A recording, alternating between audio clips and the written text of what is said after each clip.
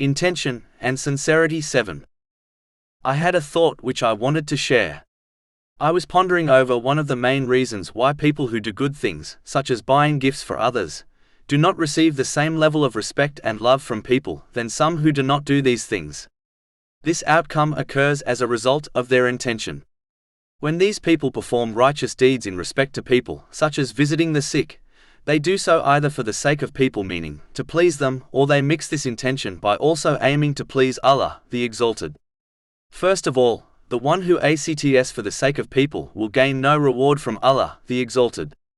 They will be told to gain their reward from the people they acted for on Judgment Day. This is confirmed in a narration found in Jami'a at-Tirmidhi, number 3154. Scholars are divided on whether those who mix their intention by aiming to please Allah, the Exalted, and people, will receive a partial reward or none at all. In order to be on the safe side, a wise Muslim should only act for the sake of Allah, the Exalted. On the other hand, the other people who gain more respect and love from others do so because they solely act for the pleasure of Allah, the Exalted.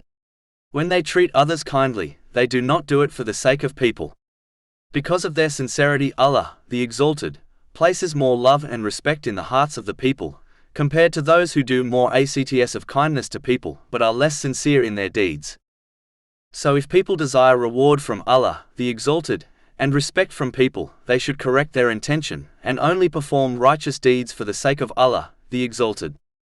One sign of this correct intention is that this person will aim to please Allah, the Exalted, even if it displeases people. Meaning, they do not pay attention to the attitude and reactions of people.